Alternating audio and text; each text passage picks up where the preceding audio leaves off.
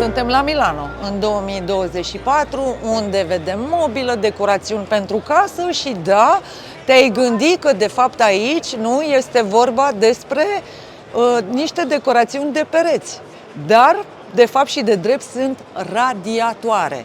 Radiatoare care pot funcționa și cu apă, adică cu agent termic, dar și pe bază de electricitate. Și ceea ce este foarte frumos e faptul că la capitolul țevi nu se vede absolut nimic, pentru că partea de instalații este îngropată și acest radiator, care este foarte, foarte frumos realizat, cu riflaje care sunt la modă, dar care îmbinate între ele dau un efect special, pentru că lumina pică într-un mod special, iar finisajul este ușor lucios, face ca tot ansamblu să devină foarte, foarte plăcut. Există o mare varietate de culori în care pot fi personalizate și, de asemenea, este foarte important de menționat că sunt atemporale. Adică este un design care va dura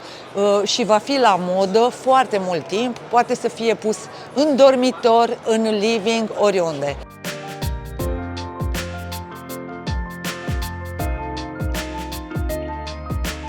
Și da, deși pare că finisajul ar fi din fontă, e de fapt aluminiu. Deci, cu atât mai remarcabil acest proces de fabricare.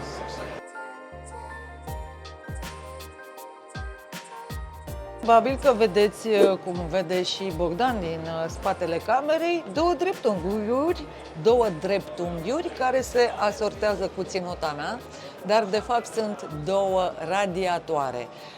Sunt concepute pentru baie, foarte frumos, ca niște elemente simple, niște volume care ies așa în relief, dar nu întâmplător ies în relief, pentru că în lateralul lor există niște agățători speciale pentru prosop sau halat. Practic, poți să-ți iei prosopul cald când ieși de la duș și aceste agățători sunt disponibile pe ambele părți ale radiatorului. Practic, el emană căldură din partea simplă din față, care pare un element pur și simplu decorativ, o placare, dar în lateral, partea de țevi este mascată foarte frumos cu această adâncime, iar agățătoarea este folosită în această zonă de mascare a țevilor. Niște radiatoare concepute de o companie cu mare experiență, dar și cu un apetit special pentru lucruri create cu un design special, care folosește mai puțină energie, mai puțin material, dar într-o formă inedită.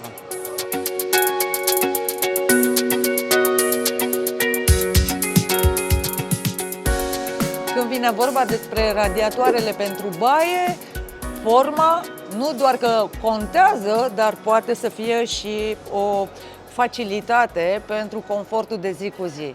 Practic, aceste fante care arată frumos, nu doar că completează și complimentează spațiul băii printr-un design deosebit, ci poți să rulezi prosoapele și să le ai încălzite atunci când e nevoie.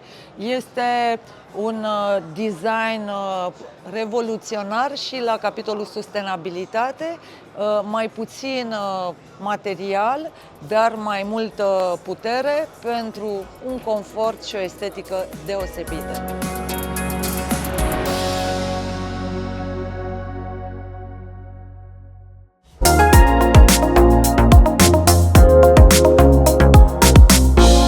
Producătorii de radiatoare inovează, pentru că în ziua de astăzi stilul de viață se schimbă, iar interesul pentru casele verzi, pentru sustenabilitate este foarte mare.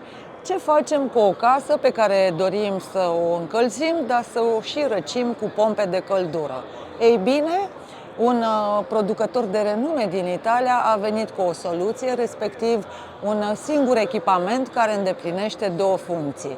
Asigură pe timpul iernii căldură, pe timpul verii răcește aerul. Cum? Prin intermediul pompelor de căldură se conectează practic la acest sistem și partea frumoasă este că până acum astfel de echipamente erau prezente doar pe orizontală, adică aveau un design pe orizontală și puteau fi cu niște fante la nivelul plafonului, de regulă, sau imediat sub plafon. Ei bine, de data aceasta avem un produs care este cu un design pe verticală, ceea ce îl face foarte potrivit, mai ales în locuințele actuale, unde zonele vitrate, zonele de ferestre sunt mari și nu se mai pot găsi spațiile ori sub ele, ori deasupra lor.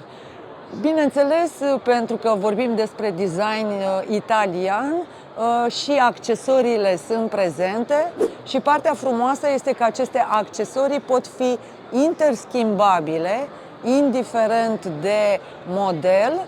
Aici este un echipament cu aceeași dublă funcțiune, dar cu un display la vedere. În partea aceasta avem un display ascuns, tocmai pentru ca partea tehnică să nu fie atât de evidentă și acest display poate fi ușor accesat din lateral.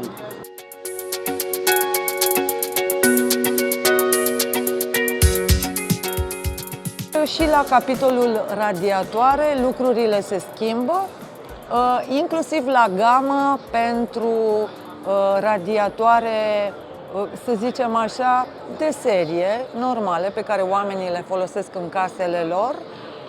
Există modele acum gândite tot pe verticală, care pot fi personalizate cu fața lor în diverse culori, dar inclusiv cu imagini care se impregnează în stratul de vopsea și rămân acolo fără să fie alterate peste timp.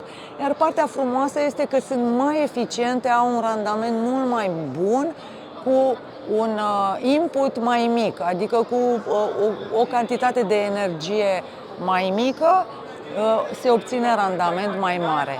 În plus, partea de instalare este rezolvată pentru că aceste radiatoare au aceeași distanță între partea de țevi, unde trebuie conectate, și practic radiatoarele vechi pot fi ușor înlocuite fără a mai fi nevoie de reparații.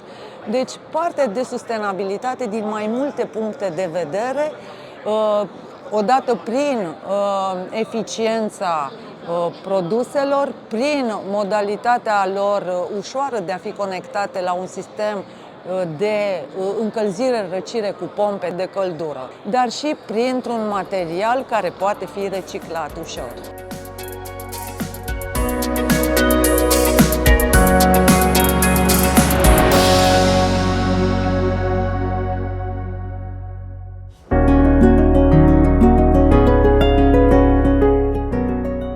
În ziua de astăzi, casele sunt mai ecologice în sensul în care folosesc energia de la panourile solare, deci energie electrică. Ca atare, interesul pentru radiatoarele electrice a crescut, iar producătorii de top din Italia inovează și la capitolul design. Aici sunt câteva piese, câteva radiatoare care pot fi folosite fără probleme în diverse spații, practic poți să le iei cu tine. La Plug and Play avem niște nume de designeri celebre, de la Luca Nichetto până la Alberto Meda, și vedem că ele sunt în variate forme, dar partea de electric nu se termină doar aici, este inclusiv pentru piese care au devenit emblematice. Acest producător până acum oferea acest model emblematic doar în varianta de conectare la sistemul termic, adică cu apă, dar acum este disponibil și în varianta electrică, ceea ce îl face să fie ca un fel de artă funcțională, adică arată ca o sculptură, dar până la urmă are funcția de încălzire și permite mutarea obiectului. O altă noutate este la capitolul de funcționalitate, dublă funcționalitate, adică un radiator electric care este totodată și o zonă de depozitare. Și de asemenea mai există partea de design care implică o prezență simplă, adică nu ți-ai închipui că un radiator poate să arate sub forma unor elemente din care se pot compune diverse instalații, dar da, este posibil și asta are de-a face cu estetica, dar și cu sustenabilitatea, în sensul în care mai multe piese radiante de căldură pot fi compuse în funcție de spațiu și de necesități, adică nu ești obligat să iei o piesă mare care s-ar putea să-ți dea un surplus, ci poți oricând la acest capitol să ajustezi și să fii flexibil, fiind toate conectate pe parte electrică.